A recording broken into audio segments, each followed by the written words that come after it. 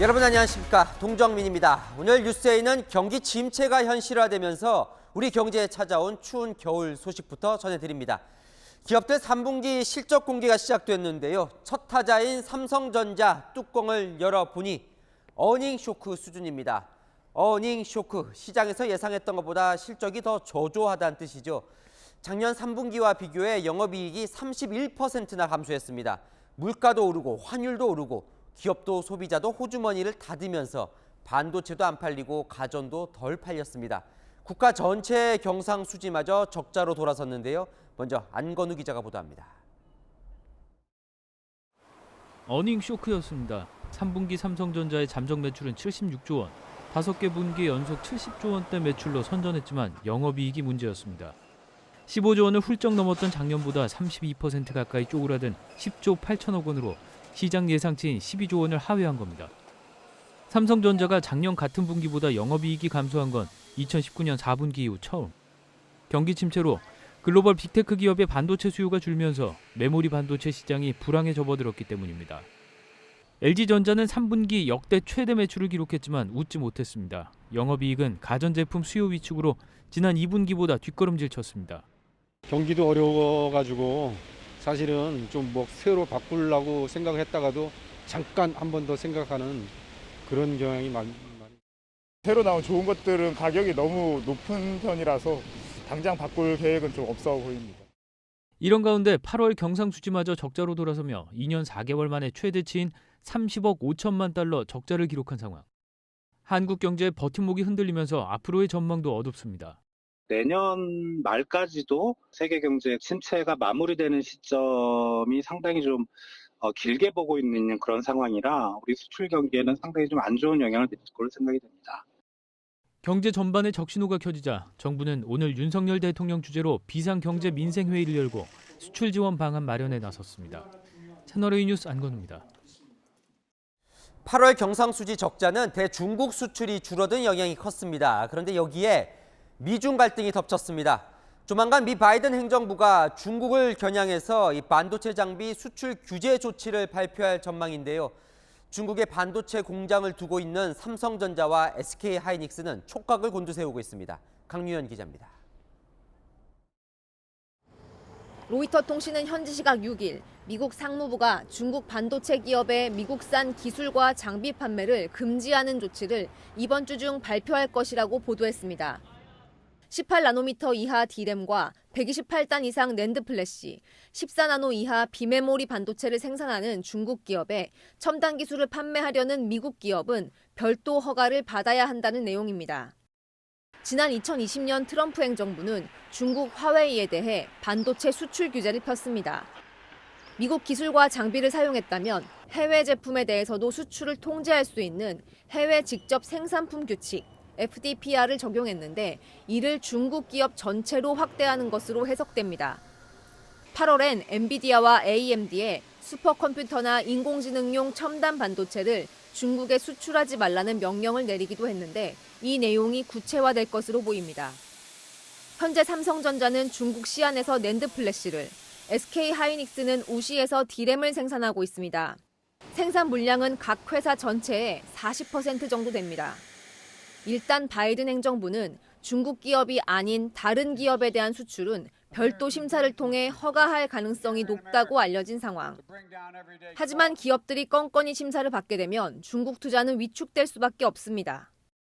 지금 미국의 기조는 첨단은 이제 메이드 인 차이나는 안 된다는 중국 내에 있는 우리 기업들이 앞으로 이제 시설을 업그레이드할 경우에 불가능한 상황이 발생할 수 있다. 삼성전자와 SK하이닉스는 세부 제재안이 나오지 않은 만큼 예의주시하고 있다는 입장입니다. 채널A 뉴스 강유현입니다.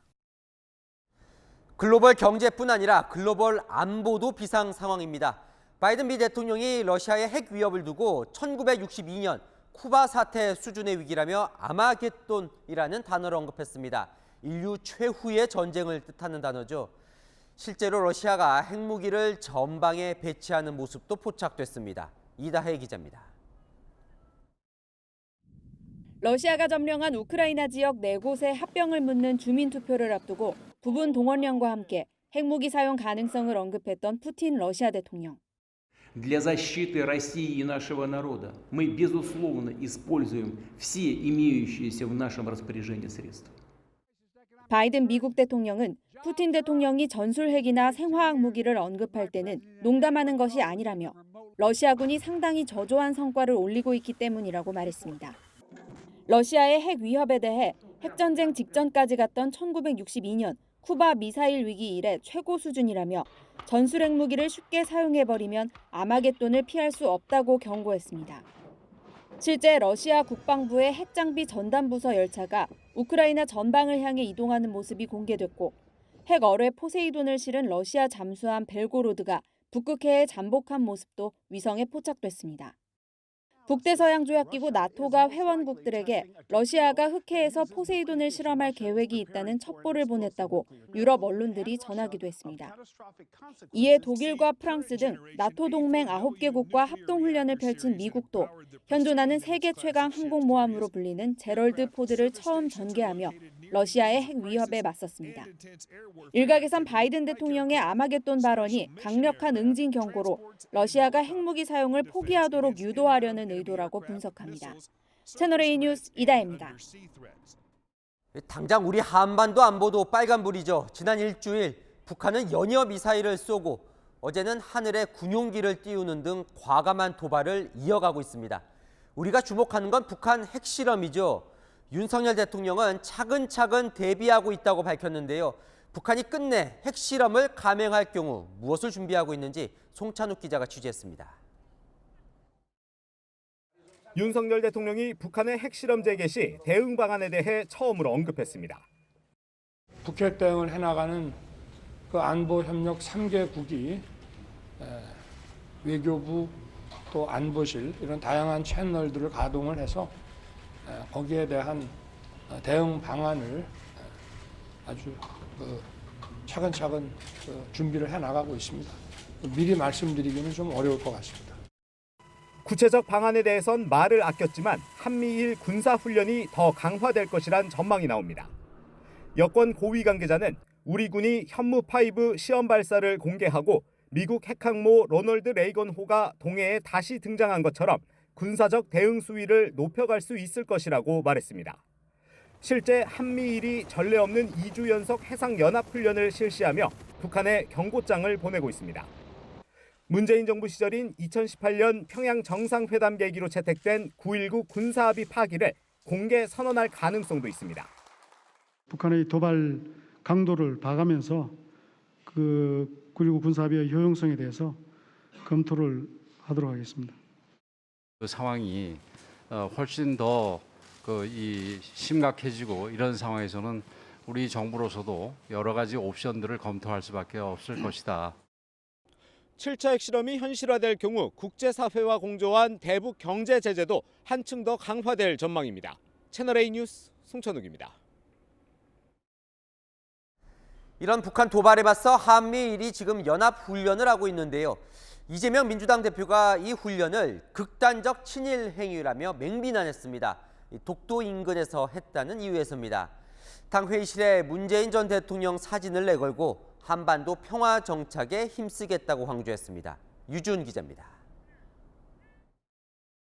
이재명 민주당 대표가 동해상 한미일 연합훈련을 강하게 비판했습니다. 왜 하필 독도 근처에 와서 한미일 군사 합동 훈련을 하는 것입니까? 일본의 군사 이익을 지켜주는 행위라고 생각이 됩니다. 그야말로 극단적 친일 행위다. 일본을 끌어들여 한미일 합동 군사훈련을 하면 일본 자위대를 정식 군대로 인정하는 것으로 해석될 수 있다는 겁니다. 윤석열 현 대통령께서 전에 일본 자위대가 유사시에 한반도에 들어올 수도 있지만 이라고 말했던 것이 현실화되는 게 아닌가 하는 걱정이 됩니다. 외교 참사에 이은 국방 참사입니다. 민주당은 당대표 회의실 벽면에 문재인 전 대통령 사진을 내걸고 윤석열 대북 정책을 비판했습니다. 한반도 평화 정착을 위해 민주당이 더 노력하고 앞장서겠다는 다짐을 합니다. 남북 강대강 대결 구도가 이어지고 있는 상황에서 한반도 평화 체제를 지향한 문재인 정부를 강조하고 나선 겁니다. 국민의힘은 제1야당 대표가 반일 감정을 선동하고 있다고 비판했습니다. 일본을 끌어들여 반일 감정을 부추기고 죽창가를 부르라며 선동질하는 것이 대권 주자이자 당 대표로서 할 말입니까? 국방에 대한 개념조차 모르는 이재명 대표 참 안타깝습니다. 또 연합훈련은 문재인 정부에서 합의한 것이라며 국제적 훈련을 왜 부정하느냐고 반박했습니다. 채널A 뉴스 유주은입니다.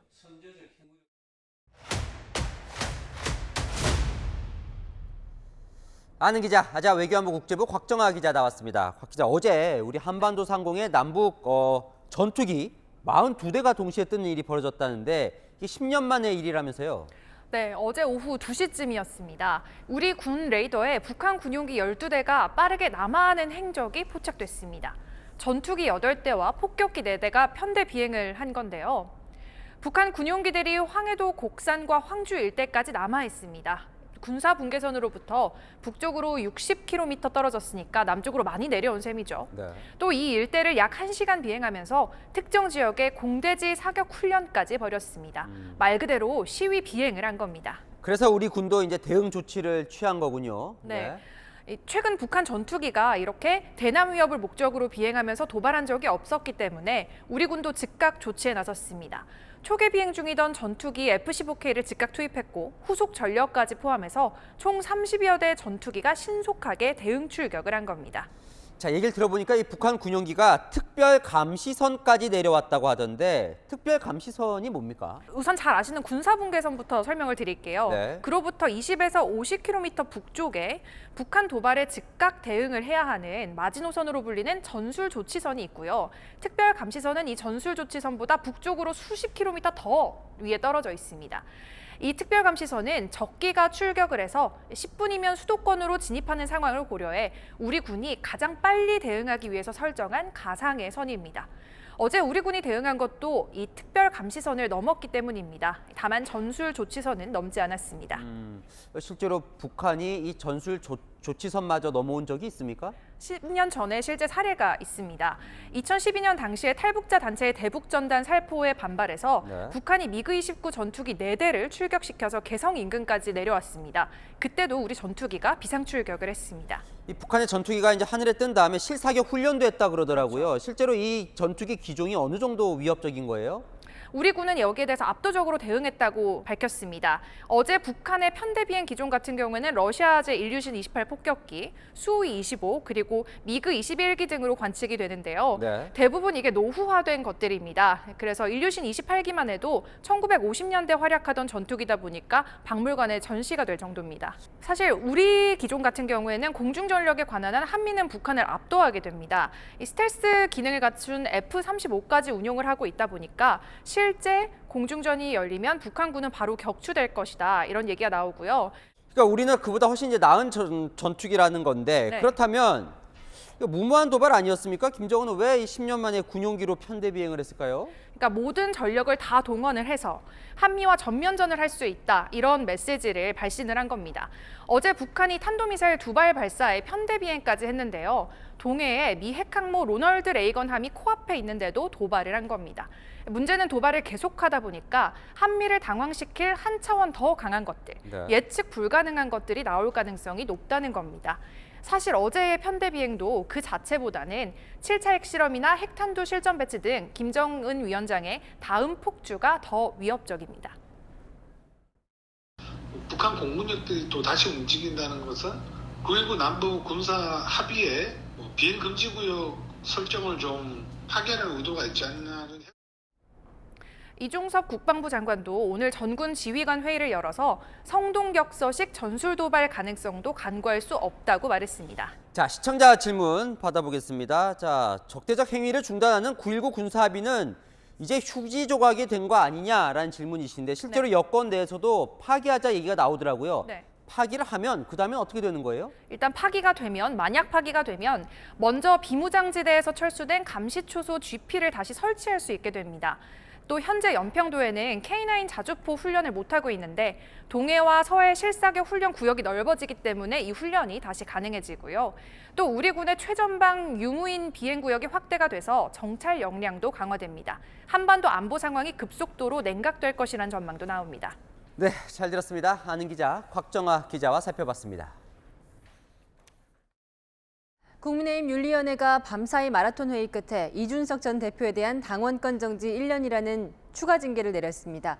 이 전 대표의 당원권은 2024년 1월까지 정지됩니다. 이렇게 되면 2024년 4월에 있는 총선의 공천을 받지 못할 가능성이 높아졌습니다. 홍지은 기자입니다. 국민의힘 윤리위원회가 오늘 새벽 이준석 전 대표에게 당원권 정지 1년의 추가 징계를 결정했습니다. 정진석 비대위 전환을 막기 위해 추가 가처분 신청을 낸 게 주요 징계 사유였습니다. 당론으로 결정하였는데 이에 반하여 당원 개정과 새 비대위 구성을 저지하기 위한 가처분 신청을 한 것이 핵심 이유가 되고요. 거친 언행도 영향을 미쳤습니다. 지속적인 모욕적 비난적 표현을 하며 타인의 명예를 훼손하는 것은 당내 혼란을 가중시키고 민심 이탈을 촉진시킨 행위로 볼 수 있습니다. 지난 7월 성상납 증거인멸 교사 의혹으로 당원권 정지 6개월 처분을 받은 데 이어 이번 징계까지 더해지면서 이 전 대표의 당원권 정지 기간은 2024년 1월까지로 늘었습니다. 내년 초로 예상되는 차기 당대표 선거 출마는 물론 총선 공천을 받는 것도 불투명해졌다는 관측입니다. 현행 당규상 공천은 선거 45일 전 완료해야 하고 1년 중 3개월 이상 당비를 납부한 책임 당원만이 공천 신청을 할 수 있습니다. 이 전 대표가 2024년 1월 8일부터 당원 자격을 회복해도 공천 완료일 기준으로 책임 당원 자격을 갖추기 힘들 수 있습니다. 이 전 대표는 추가 징계에 대해 별다른 입장을 내지 않고 있습니다.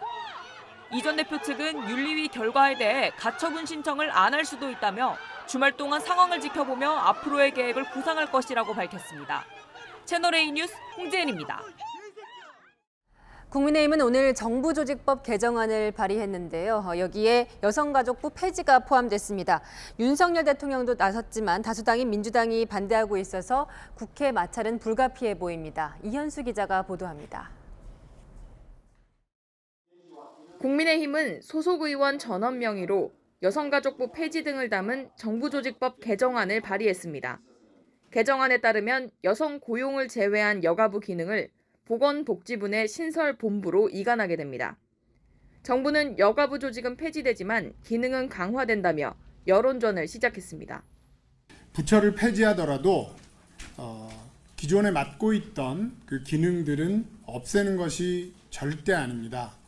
작은 부처로 있는 것보다는 보건복지부가 가지고 있는 여러 가지 예산이라든지 기존의 힘, 파워가 있기 때문에 더 강력한 추진력을 갖고 성평등을 강화할 수 있는 그런 체계를 만들었다고 자신 있게 말씀드릴 수 있습니다.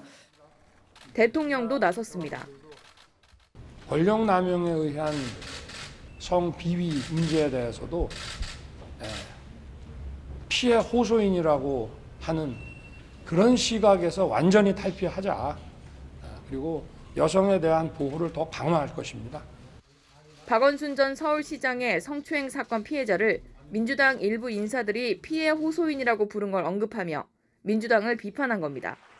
하지만 반대도 만만치 않습니다. 115개 여성단체는 오늘 성명을 내고 여가부 폐지는 명백히 성평등 민주주의를 후퇴시키는 것이라고 규탄했습니다. 민주당도 반대 입장을 고수하고 있습니다. 정부조직법 있잖아요. 우려를 좀 하신 게 좀 있으실 게 궁금하거든요. 그건 정부 측에 이미 다 전달했습니다. 여가부 폐지가 현 정부 실정 물타기용이라 보고 여가부를 그대로 두면서 기능을 강화하는 맞불 입법을 검토 중입니다. 채널A 뉴스 이현수입니다. 다음 뉴스입니다. 술에 취한 여성을 자신의 집으로 끌고 간 남성을 시민들이 막아서 경찰이 붙잡을 수 있었는데요. 용감한 시민 중에는 13년 전에 도둑을 잡은 사람도 있었습니다. 서주희 기자입니다. 늦은 밤 비틀거리는 여성의 손을 잡고 길을 걸어가는 남성. 여성이 몸도 가누지 못한 채 저항을 해보지만 남성이 팔을 잡아당기며 인적이 드문 주택가로 데려갑니다. 잠시 뒤 두 사람이 사라진 방향으로 순찰차가 도착하고 경찰들이 수색을 위해 이동합니다. 술에 취해 쓰러진 여성을 누군가 끌고 갔다는 신고가 경찰에 들어온 건 지난달 29일 밤 10시쯤. 일행도 아닌 남성이 여성을 끌고 갔다며 위험해 보인다는 신고였습니다. 현장에 도착한 경찰들은 인근 다세대 주택 10여 세대를 돌며 수색을 벌였습니다. 경찰의 수색을 알아챈 남성이 자신의 집에서 여성을 업고 나와 달아나려는 걸 인근 주민 2명이 발견해 막아섰습니다. 여자분을 들쳐갖고 이제 자기 이제 주택 현관 앞으로 나오는 도중에요. 못 도망가게 해요. 맞고 나서 이제 경찰관들한테 소리를 질렀죠. 여기 있다고요. 남성은 경찰 조사에서 커피 한잔 하려고 집에 데리고 갔다며 여성을 데려다 주려고 업고 나왔다고 진술했습니다. 경찰은 범행 시간과 피해자가 만취 상태였던 점을 고려해 남성을 가는 목적 유인죄로 입건했습니다. 이번에 검거를 도운 경용수 씨는 13년 전에도 절도범을 잡아 경찰 표창을 받기도 했습니다. 남 일이 아니잖아요. 요즘 뭐 세상이 좀 그렇다 보니까요. 그래서 좀 도와야겠다는 생각이 있어요. 시민들의 관심 덕에 더 큰 범죄를 막을 수 있었습니다. 채널A 뉴스 서주입니다. 검찰이 방송인 박수홍 씨의 형을 재판에 넘겼습니다. 출연료와 연예기획사 자금을 횡령한 혐의인데 검찰은 빼돌린 돈이 61억 원이 넘는 것으로 보고 있습니다. 김지윤 기자입니다. 검찰이 방송인 박수홍 씨의 형 박모 씨에 대해 특정경제범죄 가중처벌법상 횡령 혐의를 적용해 재판에 넘겼습니다. 지난해 4월 박 씨가 검찰에 고소장을 제출한 지 1년 6개월 만입니다. 검찰은 박 씨의 형이 61억 7천만 원을 횡령했다고 보고 있습니다. 지난달 13일 박 씨에 대한 구속영장을 청구하면서 밝힌 횡령액 21억 원에서 3배 가까이 늘어난 액수입니다. 근무한 적 없는 직원에게 허위로 급여 19억 원을 지급하고 개인 명의의 부동산을 구입하면서 기획사 자금 11억 7천만 원을 썼다고 판단했습니다. 또 박수홍 씨 개인 계좌에서 29억 원을 무단 인출한 사실도 확인했습니다. 검찰은 인출된 29억 원에 대한 형사 책임이 박 씨의 형에게 있다고 보고 자신이 인출했다고 주장한 박수홍 씨 아버지는 기소 대상에서 제외했습니다. 박수홍 씨가 대지조사에서 반문하죠. 제 인터넷 뱅킹 아이디어 비밀번호는 아십니까? 라고 물어보니까 아버지가 당당하게 말씀을 몰라. 검찰은 박 씨가 형 부부의 권유로 가입했다는 생명보험 의혹에 대해서는 보험 계약자와 수익자, 납부 주체가 모두 박수홍 씨로 되어 있어 범죄로 볼 수 없다고 판단했습니다. 또 박 씨의 형과 함께 기획사 신용카드를 개인적으로 사용한 형수도 공범으로 불구속 기소했습니다. 채널A 뉴스 김지윤입니다. 카페에서 다른 사람 휴대전화 충전기를 가져갔다가 검찰 수사까지 받은 사람이 있습니다. 재판에는 넘기지 않는 기소유예 처분을 받았습니다만 도둑으로 몰린 게 억울하다며 헌법 소원까지 냈는데요.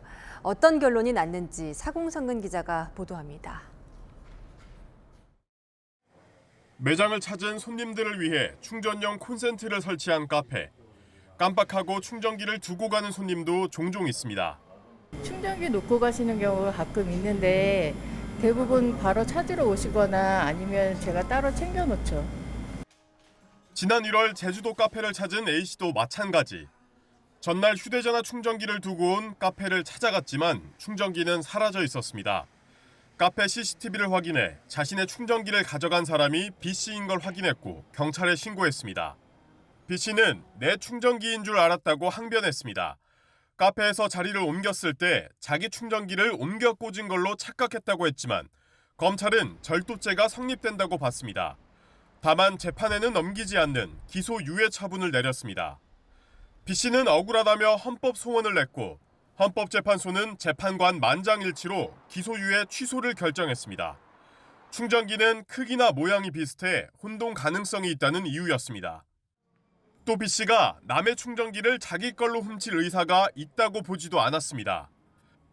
헌재가 검찰권을 주의 깊게 행사하도록 당부한 결정이라는 해석이 나옵니다. 채널A 뉴스 사공성근입니다. 부동산 시장이 그야말로 꽁꽁 얼어붙었습니다. 서울 부동산 매수 심리가 3년 4개월 만에 최저치를 기록했습니다. 급매도 잘 안 팔려서 시세보다 30% 가까이 가격을 낮춘 급급매만 겨우 팔립니다. 박지혜 기자입니다. 비강남권 지역에서 처음으로 20억 클럽에 가입한 아파트입니다.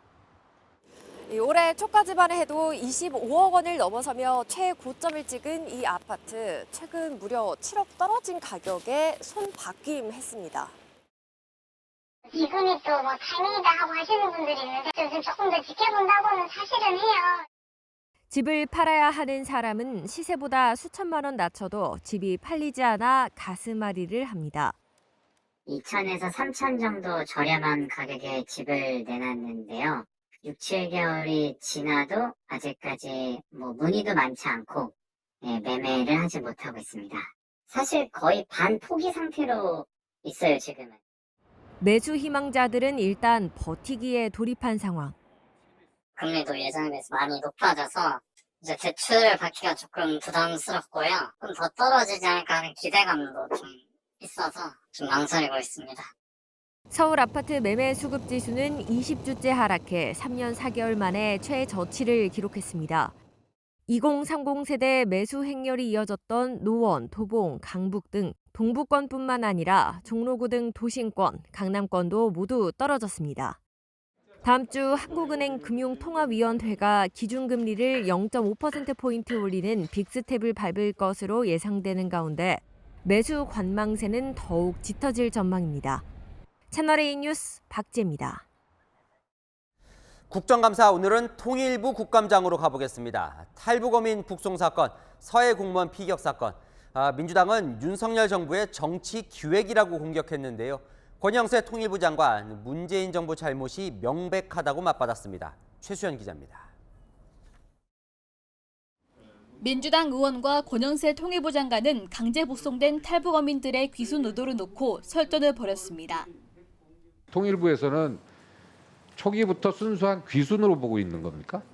귀순을 그 순수한 귀순과 좀 불순한 귀순 이런 식으로 나누는 거는 불순한 정도가 아니죠, 이거는. 장관님, 이 예. 귀순이 지금 쟁점이 되고 있어요. 자필로 귀순서를 썼다면은 이건 당연히 귀순으로 봐야 됩니다. 이건 명백히 지난 정부에서 한 행태가 잘못됐다고 보는데.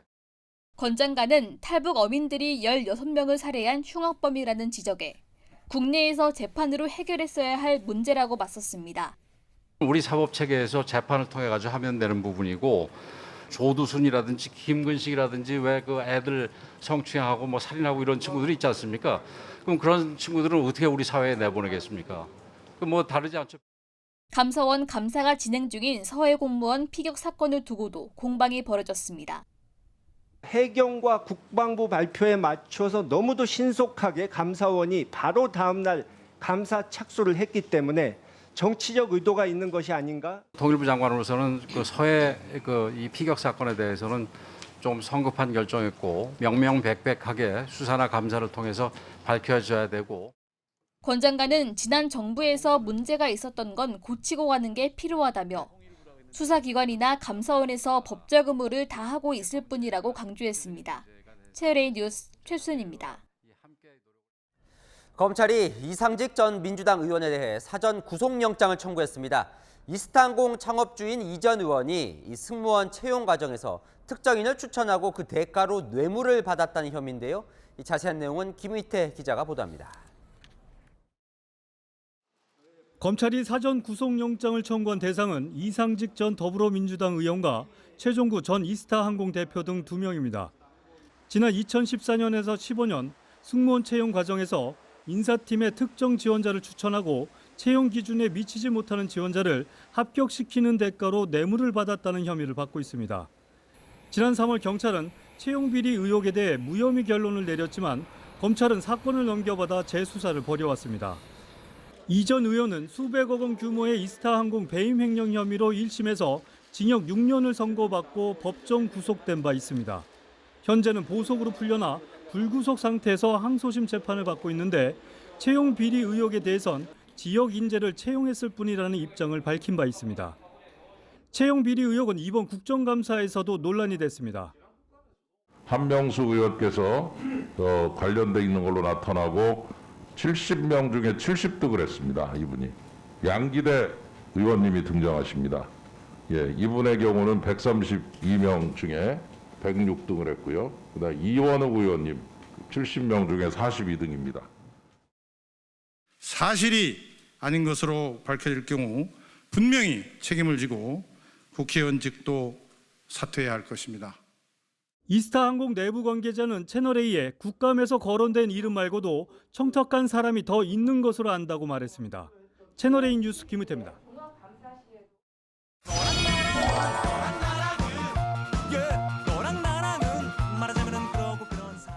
야랑 정치부 윤수민 기자와 함께합니다. 첫 번째 주제 보겠습니다. 어디에 스타가 나왔습니까? 네, 나우나, 싸이, 엘비스 프레슬리 이 대단한 스타들의 이름이 국정감사장에 나왔습니다. 네, 국방위 국정감사에서 이 BTS의 병역 특례를 두고 공방을 벌이는 와중에 언급이 됐는데 보시죠. 나훈아 원로 가수님 다 군대 갔다 왔습니다. 뭐 나훈아 지금 70 넘어서 얼마나 음악이 더 멋지집니까?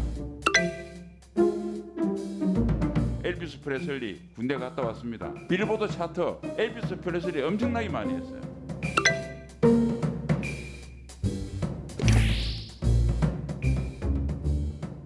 싸이 같은 경우도 엄청난 국제적인 흥행과 우리 국가를 선전했습니다. 그분은 군대 2번 갔다 왔습니다. 그거 어떻게 빼주죠?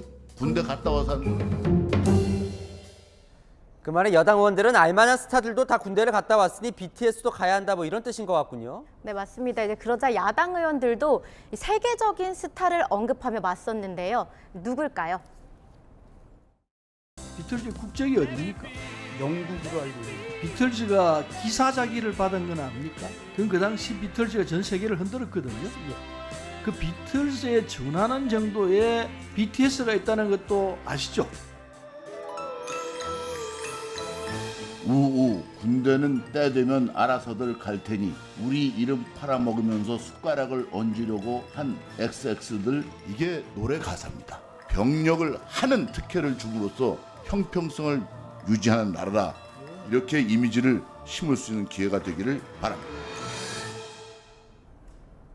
BTS 병역 특례 주장이 처음 나온 게 2018년인데요. 4년을 끌어온 공방 어떻게 끝날지 지켜보겠습니다. 자, 다음 주제 보겠습니다.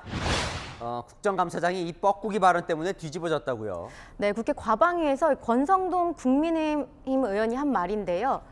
전임 정부에서 임명된 원자력 안전재단 이사장 사퇴를 압박하며 뻐꾸기에 비유했습니다.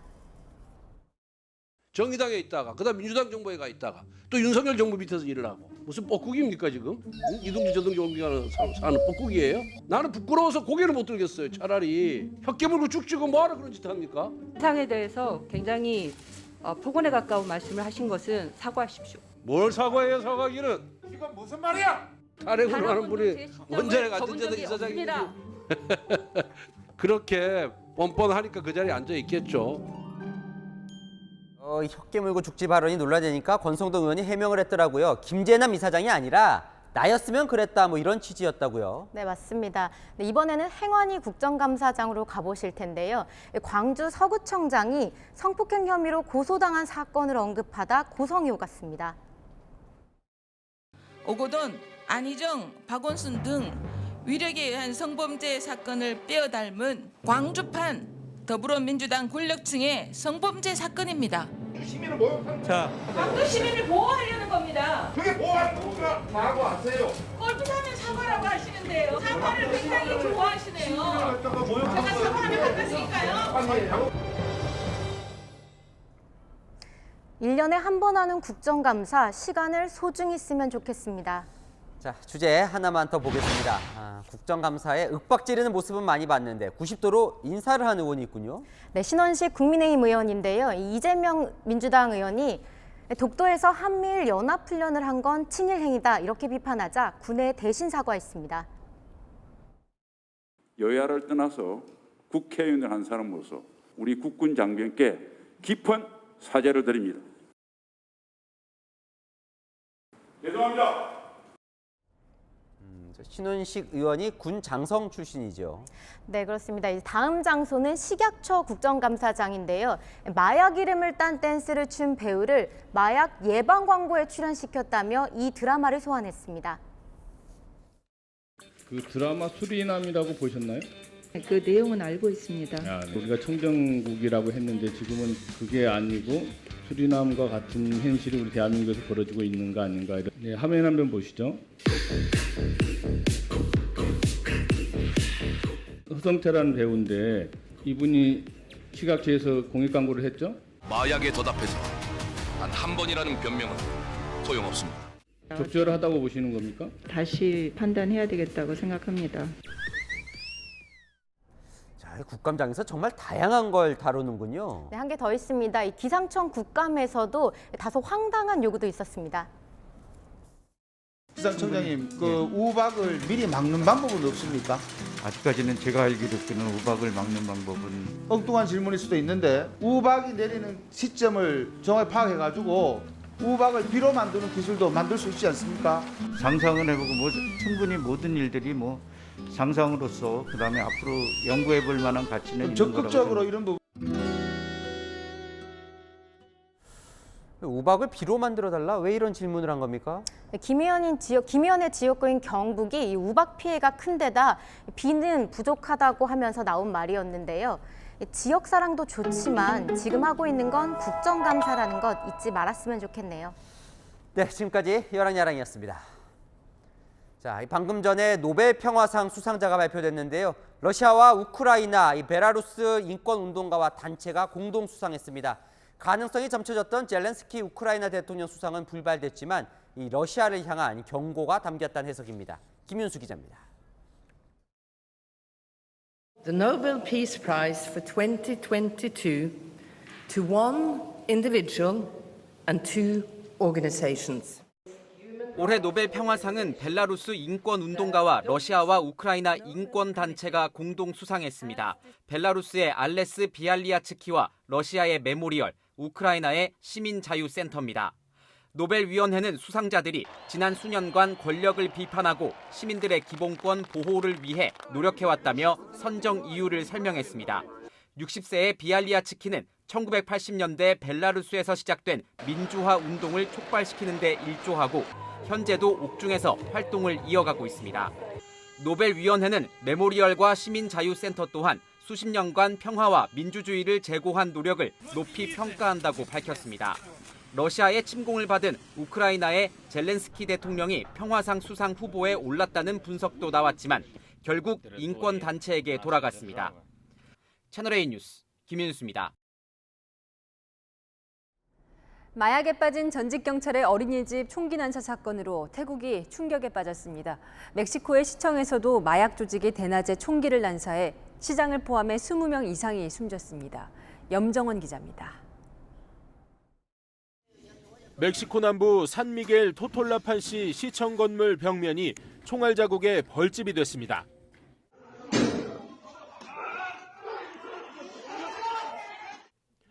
권력 다툼을 벌이던 마약 조직이 시청까지 난입해 총기를 난사했습니다.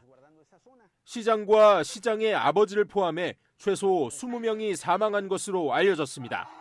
Toda la gente está espantada, mucho muerto y por los motivos no sé por qué, sí, pero que las autoridades pues intervengan y hagan una cosa como debe de ser. 주범으로 추정되는 테킬레로스 갱단은 자신들의 소행이라고 주장하며 환호하는 영상을 공개했습니다. 오브라도르 멕시코 대통령이 만연한 마약 범죄 근절에 나선 뒤 4년 동안 시장만 18명이 숨졌습니다.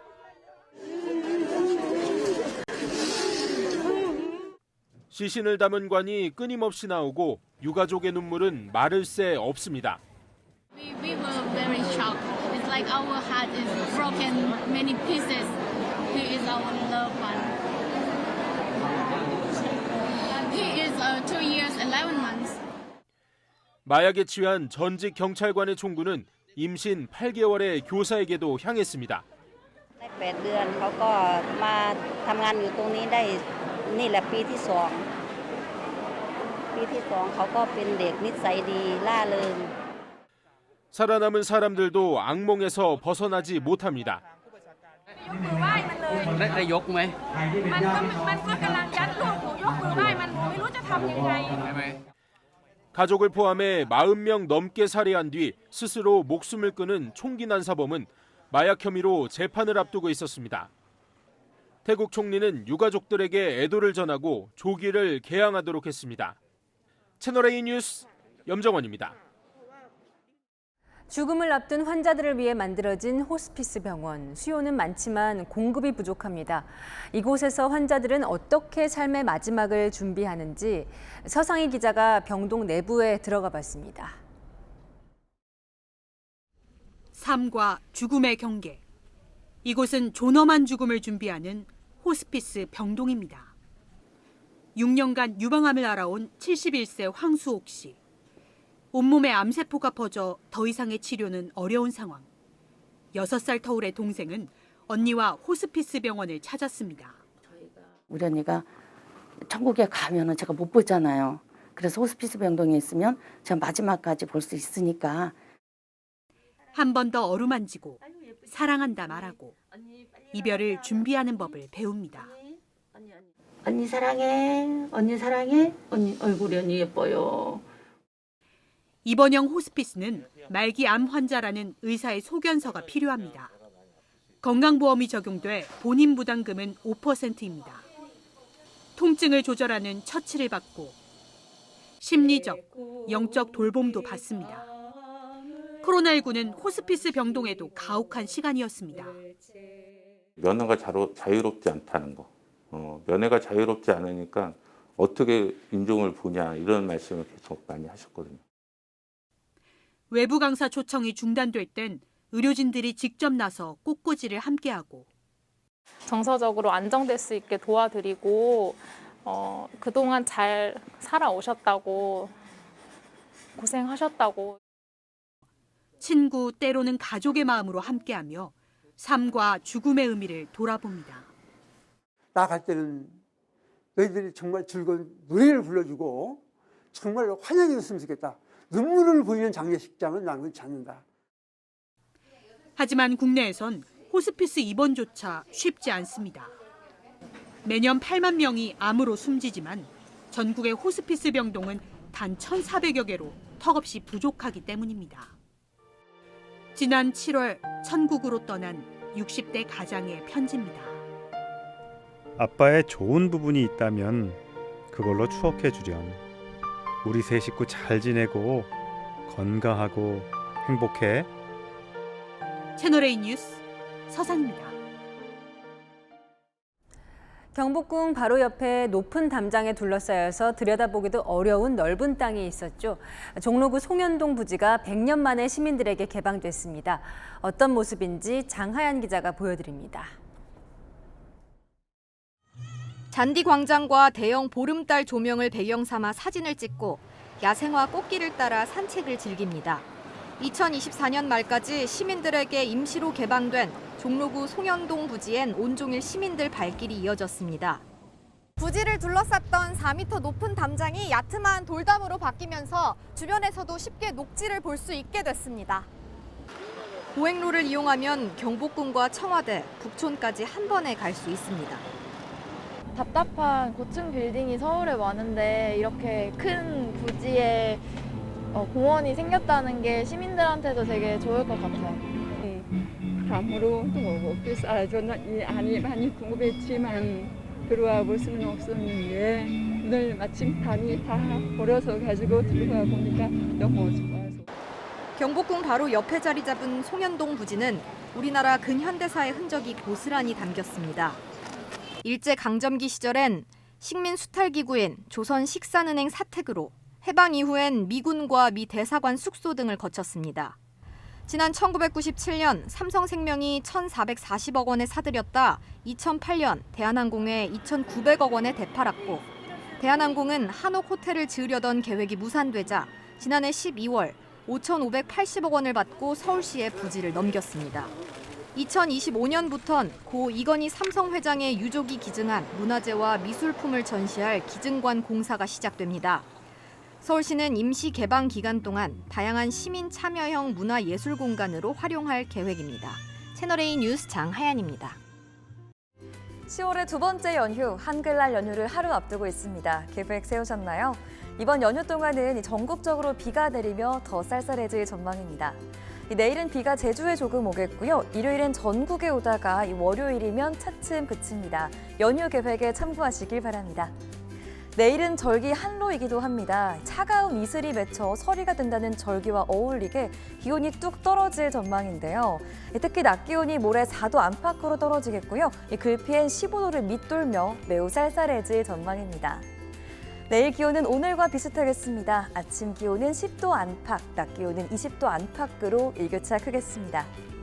내일 제주엔 비가 최대 10mm가량 내리고요. 오늘까지 일주일간 비가 온 영동 지역엔 빗방울만 조금 내리겠습니다. 이번 연휴가 지나면 당분간 맑고 건조할 걸로 예상됩니다. 날씨였습니다. 영화에도 많이 나오죠. 아마겟돈, 선과 악의 세력이 싸우는 최후의 전쟁을 뜻하는데요. 바이든 미 대통령이 러시아 핵 위협 농담이 아니라며 아마겟돈을 우려했습니다. 터져버리면 그 피해를 감당하기 힘들기 때문이죠. 한미연합훈련 도중에도 미사일을 쏘고 쏜 직후 하늘에 전투기도 띄우고요. 북한 도발이 유례 없이 과감해졌습니다. 북한 핵실험도 당연한 수순처럼 예고된 지금 전쟁을 억제하는 압도적인 안보 우위로 철저히 대비해야겠습니다. 마침표 찍겠습니다. 한반도 아마겟돈 막아야. 뉴스에 마칩니다. 감사합니다.